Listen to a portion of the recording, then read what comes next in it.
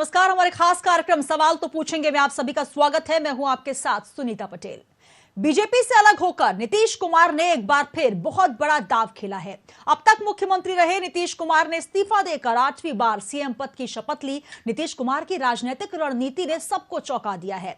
यह उनका राजनीतिक कौशल ही है कि 17 सालों से बिहार की सत्ता के केंद्र में है। साल 2017 में महागठबंधन छोड़ वापस बीजेपी में शामिल होने पर तेजस्वी यादव नीतीश कुमार को पलटू चाचा कहने लगे थे। उन नीतीश कुमार के साथ डिप्टी सीएम बनने वाले तेजस्वी यादव ने फिर से उन्हें सिर्फ चाचा कहना शुरू कर दिया है। विपक्षी नेताओं के बीच सेक्युलर नेता के तौर पर स्थापित रहे हैं। महिला वोटर्स की ताकत, सुशासन मॉडल, वंशवाद से दूर, भ्रष्टाचार के दाग नहीं। ऐसे में बड़ा सवाल यह है कि क्या ये सभी तत्व नीतीश कुमार को 2024 के लोकसभा चुनाव में विपक्ष के बीच सर्वमान्य बनाकर नरेंद्र मोदी के सामने चेहरा बना पाएंगे या फिर नहीं, या फिर पिछड़े वर्ग के वोट बैंक और महागठबंधन के साथ के भरोसे पीएम की कुर्सी का ख्वाब संजोए नीतीश कुमार को अगले चुनाव में कितना समर्थन मिल पाता है। क्या 2024 में नीतीश बनाम मोदी होगा? ये तमाम सवाल अब राजनीतिक हलकों में उठने लगे हैं। इसी पर करेंगे चर्चा, लेकिन पहले देखते हैं कुछ प्रतिक्रियाएं।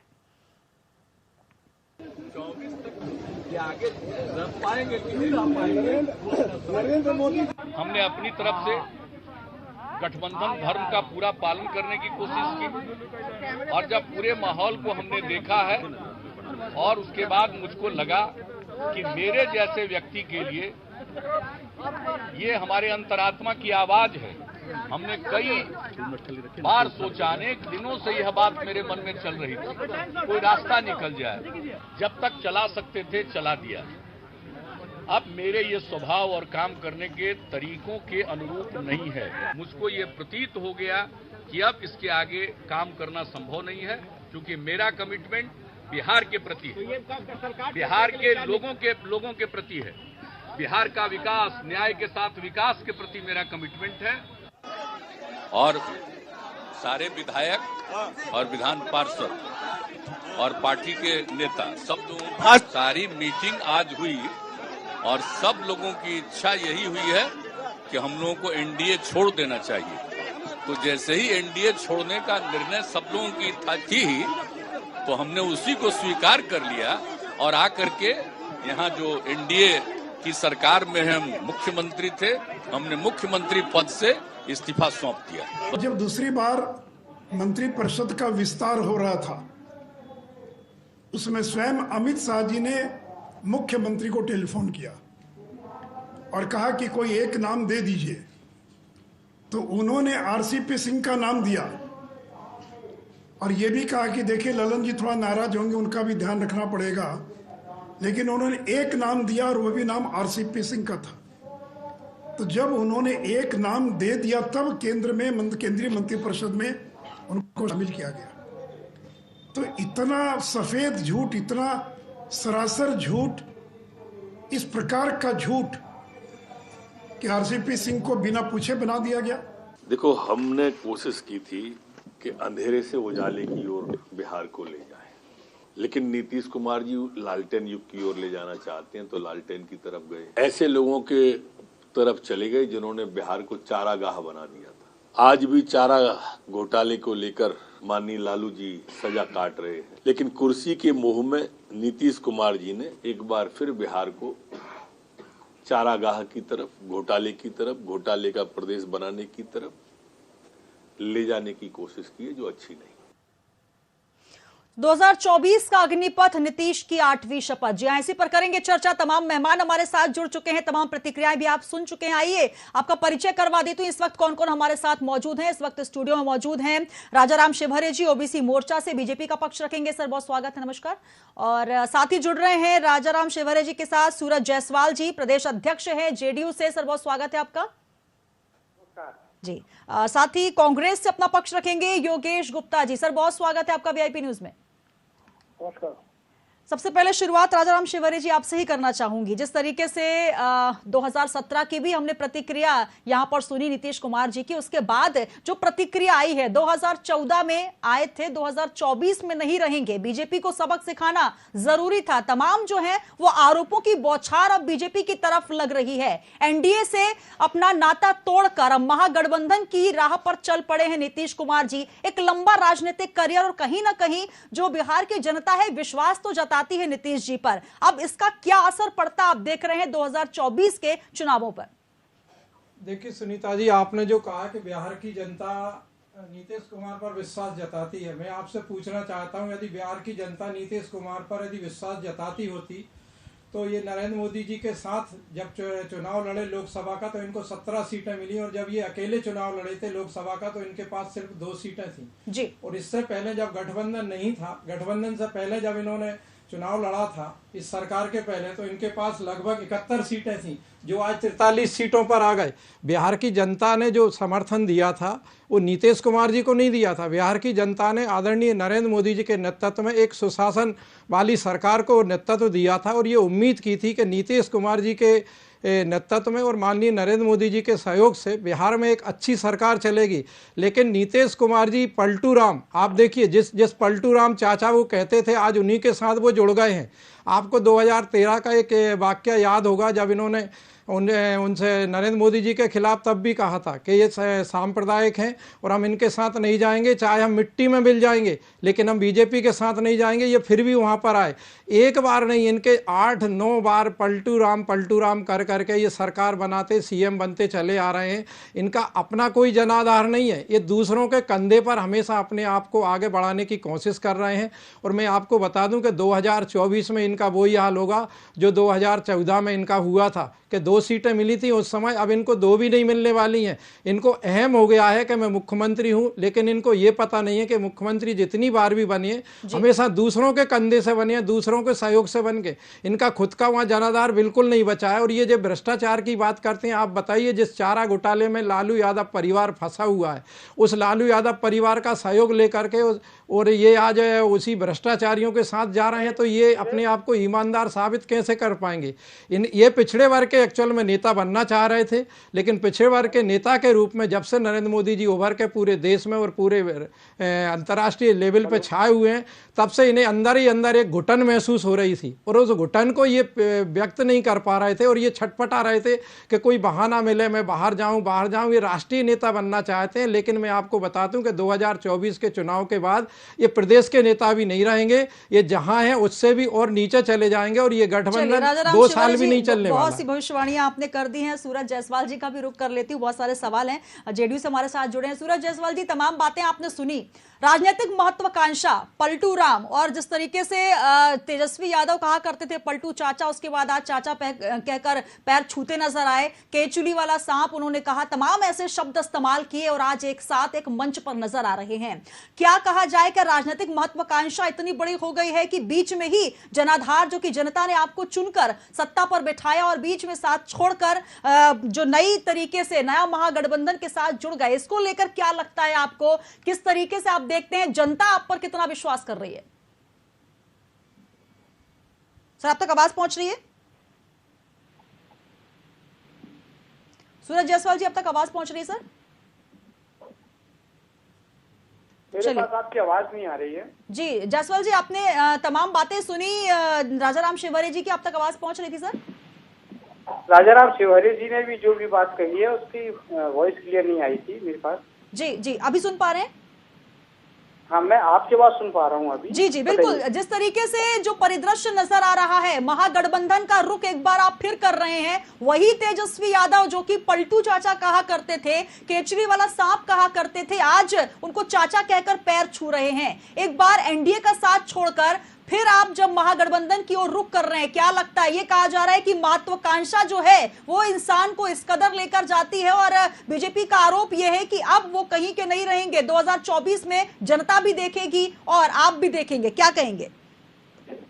देखिए, मैं पहली बात तो बड़ा स्पष्ट कह देना चाहता हूँ जी, नीतीश जी की कोई भी महत्वाकांक्षा नहीं है। उनकी एक ही इच्छा और एक ही लक्ष्य है, बिहार का विकास। माइक को पास में लाइए, माइक पास में लाइए। उनका एक ही लक्ष्य है और एक ही उद्देश्य है, वो है बिहार का विकास। जी, मेरी आवाज आ रही है आपके पास? हाँ जी बिल्कुल सुन पा रहे हैं सर। थोड़ा माइक और पास लाइए। हमारा दूसरे अतिथि सुन रहे हैं? बिल्कुल बिल्कुल सुन पा रहे हैं सर, बोलिए। हाँ, उनका एक ही लक्ष्य है और एक ही उद्देश्य है, वो है बिहार का विकास। जी, और निश्चित तौर पर भारतीय जनता पार्टी के पास कोई भी नैतिक अधिकार नहीं है आज की डेट में कि वो देश की जनता के सामने कह पाए कि किसने जनमत का विरोध किया, किसने जनमत का समर्थन किया। भारतीय जनता पार्टी अब जनमत पे विश्वास नहीं करती जी, वो धनमत पे विश्वास कर रही है।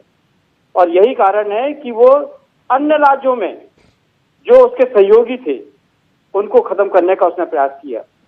मैं आपसे पूछना चाहता हूं, हमारे प्रवक्ता मेरे छोटे भाई हैं राजाराम सिंह जी, मैं उनसे पूछना चाहता हूं कि अटल जी की एनडीए में कितने लोग थे, कितने उनके सहयोगी दल थे? आज जितने बड़े सहयोगी दल थे, चाहे वो अकाली दल हो, चाहे शिवसेना हो और जनता दल यू जदयू, ये आज उससे अलग क्यों हो गए? वो इसलिए हो गए क्योंकि अब भारतीय जनता पार्टी सिद्धांतों वाली पार्टी नहीं रही, अटल बिहारी वाजपेयी के सिद्धांत वाली पार्टी नहीं रही। अब तो ये दो नेताओं की पार्टी है और दो व्यापारियों की पार्टी है जी। और निश्चित तौर पर ये दोनों व्यापारी अपने नेताओं के माध्यम से, चाहे वो धनबल हो चाहे शासन का बल हो, ईडी हो, उसके माध्यम से इन्होंने देखा है आपने किस प्रकार से सरकारें गिराई हैं और विधायकों को खरीद फरोख्त की गई है। मध्य प्रदेश के अंदर क्या 2018 में भारतीय जनता पार्टी को जनमत मिला था क्या? वो तो सत्ता से बाहर थी, क्यों नहीं उन्हें जनमत का? सूरज जायसवाल जी, 2017 में वही नीतीश जी कहा करते थे कि मैंने अंतरात्मा की आवाज को सुनकर महागठबंधन का साथ छोड़ा है, जहां पर चारा घोटाला हुआ करता था, जहां तमाम घोटाले हुए करते थे, उसके बाद आप साथ दे रहे थे एनडीए का। आज क्या ऐसा हो गया कि अचानक आपकी अंतरात्मा जो है वो आपको कोसने लगी और ये तमाम चीजें आपके सामने आ गई और एक बार फिर आप उसी रुख पे चल पड़े, उसी रास्ते को अपना लिया? आज का वक्त सबसे बड़ा बात लोकतंत्र को बचाने की बात है जी। जिस प्रकार का गंदा खेल पिछले 2 सालों के अंदर भारतीय जनता पार्टी ने खेलना चालू किया है, वो निश्चित तौर पर भारत के स्वस्थ लोकतांत्रिक परंपरा के पूरी तरह खिलाफ है। जिस प्रकार से उन्होंने धनबल के माध्यम से और अपने सत्ता का दुरुपयोग करते हुए राजनीतिक दलों के विधायकों को खरीदने का प्रयास किया और जो उसके सहयोगी दल थे उन्हीं को खत्म करने का प्रयास किया। मैं पूछना चाहता हूं भारतीय जनता पार्टी के हमारे सम्मानित प्रवक्ता से, हम तो उसके अच्छे मित्र थे, बुरे वक्त के सहयोगी थे, तो क्या कारण था कि उन्होंने अरुणाचल में हमारे 6 विधायकों को खरीद के अपने साथ कर लिया? क्या भारतीय जनता पार्टी का यही चरित्र बचा था क्या? उसके बाद भी बहुत सी घटनाएं घटी हैं जिसने हमें सचेत किया और भारतीय जनता पार्टी जो 2020 के चुनाव में हमने तो पूरी ईमानदारी के साथ भारतीय जनता पार्टी के जितने प्रत्याशी हैं जनता दल यू के एक कार्यकर्ता ने बड़ी ईमानदारी के साथ उसके लिए काम किया, लेकिन भारतीय जनता पार्टी ने चिराग मॉडल के माध्यम से जिस प्रकार से हमें डैमेज करने का प्रयास किया था उसको पूरे बिहार ने, पूरे देश ने देखा है। उसके बाद भी नीतीश जी ने कड़वा घूंट पीते हुए अपनी बात आला कमान के भारतीय जनता पार्टी के बड़े नेताओं से बताई और कहा कि चुनाव के दौरान तो एनडीए के सदस्य थे, चिराग पासवान मंत्री थे, उनको क्यों नहीं अलग किया गया था? और वो खुले तौर पे बोल रहे थे कि मैं तो हनुमान हूं मोदी जी का। तो क्या मोदी जी के आदेश पे वो जनता दल यू को खत्म करने का प्रयास कर रहे थे? और सबसे बड़ी बात यह है कि महाराष्ट्र में जिस प्रकार से उन्होंने सिद्धे के माध्यम से खेला किया था, वही हमारे जी बिल्कुल वही खेला आपने भी कर दिया। और अब बीजेपी से जवाब जी, बीजेपी करना चाहती थी आरसीपी के माध्यम से, लेकिन वो भूल गई जी बिहार की माटी की रंगत और उसकी खुशबू अलग है। तो दूर से बिल्कुल चाणक्य काल से ही राजनीति का कहीं ना कहीं प्रयोगशाला। सर समय की कमी है, मैं दूसरा हमारे साथ योगेश जी भी जुड़े हुए हैं, मैं राजाराम जी आपके पास आऊंगी, सारे सवालों के जवाब लूंगी। कुछ सवाल योगेश गुप्ता जी के पास भी हैं।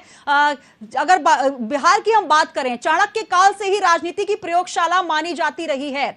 डीएनए में ही राजनीति बिहार के रही है, लेकिन जो सियासी प्रयोग नीतीश कुमार जी ने किया, इतना लंबा अनुभव, इतना लंबा उनका जो एक सीएम पद का जो कहीं ना कहीं एक लंबा से काल से चला आ रहा है, अब उस काल को देखते हुए ये लग रहा है कि 2024 के लिए महागठबंधन इस पूरे घटनाक्रम को अगर देखें तो विपक्ष के बीच एक सर्वमान्य नेता के तौर पर नीतीश कुमार उभर कर आएंगे। योगेश गुप्ता जी, आपका क्या मत है? कांग्रेस किस तरीके से, अब क्या सर्वमान्य तरीके से, क्योंकि यह कहा जाता है कि महागठबंधन पहले तो तमाम बातें करते हैं कि ये हमारा चेहरा होंगे, वो हमारे चेहरे होंगे, लेकिन जब बात आती है कि कौन होगा पीएम कैंडिडेट, लेकिन इस बार क्या नीतीश कुमार जी की जो छवि है या जिस तरीके से वो लगातार लंबे समय से चले आ रहे हैं बिहार की राजनीति में एक सीएम के तौर पर, एक स्ट्रॉन्ग कैंडिडेट के तौर पर, क्या वाकई अब प्रधानमंत्री नरेंद्र मोदी को टक्कर देने वाले कोई नेता जो है विपक्ष में नजर आ रहा है? आपकी क्या है इसमें राय सर? सुनीता जी, सबसे पहले तो आपको धन्यवाद कि आपने मेरी तरफ ध्यान दिया। इतनी बार उंगलियां उठाई मगर आपने मुझको अनदेखा किया, बहुत बहुत आभार आपका। सर समय की थोड़ी जी समय की कमी तो अब मेरे लिए तो होगी ना, क्योंकि मैं अभी बखिया उखेड़ूंगा तो वो आप लोगों को जमेगा नहीं। देखिए, नैतिक पतन जिन तो लोगों का हो चुका है वो नैतिकता की बातें करें। भ्रष्टाचार से लिप्त सराबोर भारतीय जनता पार्टी, जिसने 8,000-9,000 करोड़ का चंदा मात्र 8 वर्षों में इकट्ठा किया हो, जो राम जी के नाम पर चंदा खोरी करते हैं और फिर चंदा चोरी करते हैं, तो ऐसे लोग अगर नैतिकता की बातें करते हैं तो ये उनका सिर्फ दोगलापन है। अंतरात्मा की आवाज अगर मध्य प्रदेश में सिंधिया भारतीय जनता पार्टी में जाते हैं तो वो अंतरात्मा की आवाज है, और अगर नीतीश कुमार जी अपनी अंतरात्मा की आवाज सुनते हैं तो वो पलटू राम है। ये दोगलापन है। पूरी की पूरी विधानसभा महाराष्ट्र की चोरी करने वाले लोग आज रुदाली गायन कर रहे हैं और धरना प्रदर्शन कर रहे हैं। देखिए, मैं आपके चैनल के माध्यम से दर्शकों तक जानकारी पहुंचाऊंगा कि 2017 में, सबसे पहले तो ये गलत फहमी दूर करें आप सभी लोग, 2017 में मोदी जी को या नीतीश कुमार को जनादेश नहीं मिला था। 2017 में नीतीश कुमार और तेजस्वी यादव का जो गठबंधन था, राष्ट्रीय जनता दल और जनता दल यूनाइटेड, इसको जनादेश मिला था और सरकार भी बनाई गई थी। तब सरकार किसने गिराई थी? तब पलटू राम नहीं हुए थे नीतीश कुमार, आज पलटू राम हो गए। तब अंतरात्मा की आवाज पे आए थे वो भारतीय जनता पार्टी में। नहीं, आपने भी यूज किया था, आपने भी यूज किया था, आपने भी यूज किया था। एक बात और सुनिए, जिस पार्टी का राष्ट्रीय अध्यक्ष बंगारू लक्ष्मण लोकसभा में रिश्वत लेते हुए पकड़ा गया हो, उस पार्टी के मुंह से भ्रष्टाचार के ऊपर उपदेश। आज भोपाल महापौर मालती राय के ऊपर एक प्रमुख समाचार पत्र में बहुत बड़ा लेख आया, 15 साल पुराने केस में सारे भारतीय जनता पार्टी के सांसद विधायक 85 लाख के गबन के मामले में आरोपी हैं। जिस पार्टी का एक पूर्व राष्ट्रीय अध्यक्ष हथकड़ी बांध के अदालत गया हो, थोड़ी पार हुआ हो, वो नैतिकता की बातें करता है। तो देखिए, जिन लोगों का नैतिक पतन हो चुका है और जो धन बल बाहुबल के आधार पर जनादेश का अपहरण निरंतर करते आ रहे हैं और एक के बाद एक हर राज्य में कर रहे हैं, अगर उनको टिट फॉर टैट की कहीं से कमिटमेंट मिलती है तो ये लोग बौखला जाते हैं। अभी आपने 2024 पे जो प्रश्न पूछा, मैं उस पर आता हूँ। 2024 अभी काफी दिल्ली दूर है, 2 साल का समय है, और जब 2024 का समय नजदीक आएगा, हालांकि आज नीतीश कुमार जी ने अपने बयान, इकबालिया बयान में ये साफ किया है कि मैं पीएम कैंडिडेट नहीं हूं, बावजूद इसके आपने क्वेश्चन पूछा मुझसे, तो मैं जवाब देना चाहूंगा कि जब 2024 का समय आएगा तो एक सर्व सहमति से विपक्ष का एक तगड़ा उम्मीदवार खड़ा होगा और उस नेता के ऊपर सभी लोग सहमत होंगे। क्या वो चेहरा नीतीश कुमार का होगा? उसकी चिंता नहीं, उसको आप चिंता करना छोड़ दीजिए, क्योंकि देखिए अभी ये जो गर्व से और अहंकार में भरी हुई भारतीय जनता पार्टी एक पागल मदमस्त हाथी के रूप में नजर आ रही है ना। उत्तर प्रदेश में सबसे ज्यादा सीटें इनकी जाने वाली है, बिहार से इनका सुपड़ा साफ होगा, मध्य प्रदेश में हम जीतेंगे। अभी हमने 5 बड़े शहर जीत के दिखाए, तो निश्चित रूप से राजस्थान में भी इनका वही हाल होना है। कर्नाटक में कांग्रेस की सरकार बनेगी। साउथ इंडिया में केवल एक ही जगह ये कर्नाटक में, बाकी पूरा साउथ खत्म है। पश्चिम बंगाल में ममता दीदी बैठी हुई है, दिल्ली में अरविंद केजरीवाल बैठे हुए हैं। तो ये मोदी जी के लिए भी 2024 का रण जीतना आसान नहीं है।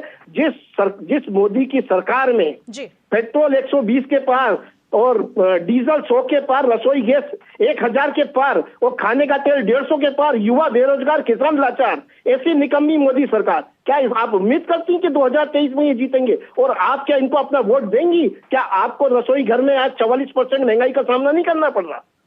तो देखिए, इस प्रकार के जो तमाम मुद्दे हैं ज्वलंत, जिनके ऊपर मोदी सरकार ने 2013 से लेकर और आज तक 8 साल बाद तक कोई काम नहीं किया है। जी। अग्निवीर योजना लाए थे, अग्निवीर बना दिया नीतीश बाबू ने इनको बिहार में। सर, इस पे हम अलग चर्चा कर लेंगे। बहुत सारे सवाल आपने दागे हैं। राजाराम शिवहरे जी क्या कहेंगे?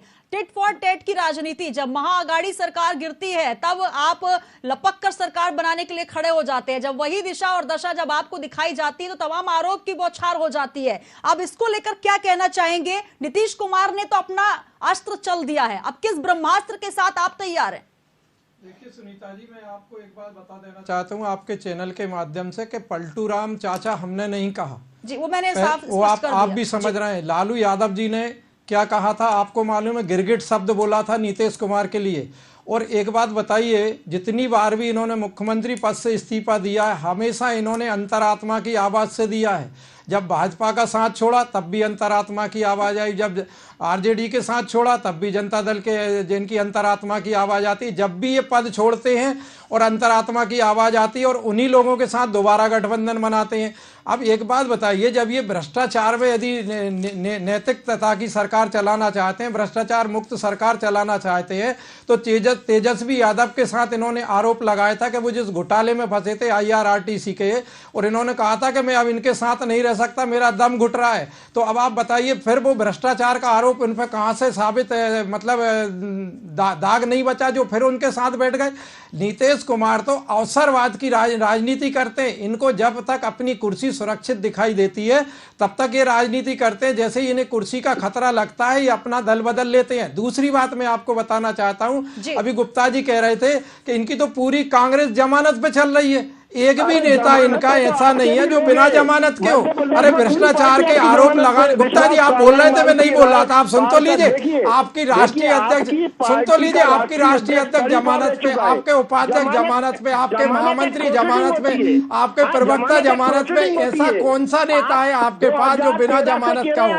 आप मेरे 10-20 नेताओं के नाम बता दीजिए गुप्ता जी जो बिना जमानत के हो। अरे गले गले तक तो आप डूबे हुए हो।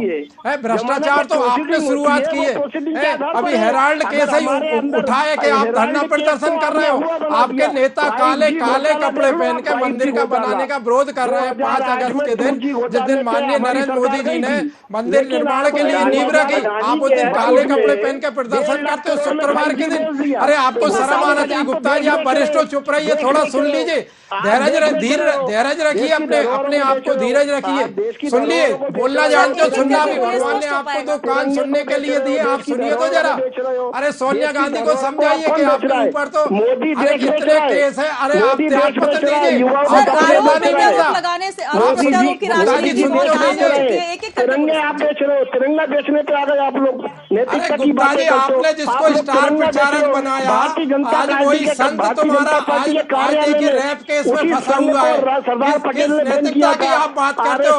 अरे सबसे पहले आपके नेता कमलनाथ और दिग्विजय सिंह को रिजाइन करना चाहिए। स्मृति बाबा को आपने स्टार प्रचारक बनाया, आज वो रैप केस में जेल में जा रहा है। जायसवाल जी हमारे साथ जुड़े हुए हैं, उनका भी मुझे रुख करना है। राजाराम शिवहरे जी, आपकी बात अगर पूरी होगी, हालांकि बहुत सारे इल्जाम आपने लगा दिए हैं, सूरज जायसवाल जी क्या कहेंगे? देखिए, मैं बहुत सीधी बात कहना चाहता हूँ। जहां तक ये बात की अवसरवादिता की बात की है राजाराम शिवहरे जी ने जी, आज वक्त किस बात का है? आज वक्त इस बात का कि लोग लोकतंत्र को बचाएं। और सबसे बड़ी बात है जिस प्रकार का रवैया भारतीय जनता पार्टी ने एक अजगर रूपी करके और सभी छोटे छोटे जो राजनीतिक दल हैं उनको खत्म करने का प्रयास किया है, ये तो कभी आप, मुझे लगता है कि ये इनका लोकतंत्र में विश्वास ही नहीं। ये जनमत को नहीं के पास जाना चाहते हैं, ये तो जनमत को धनमत के माध्यम से खरीदना चाहते हैं आज के समय पे।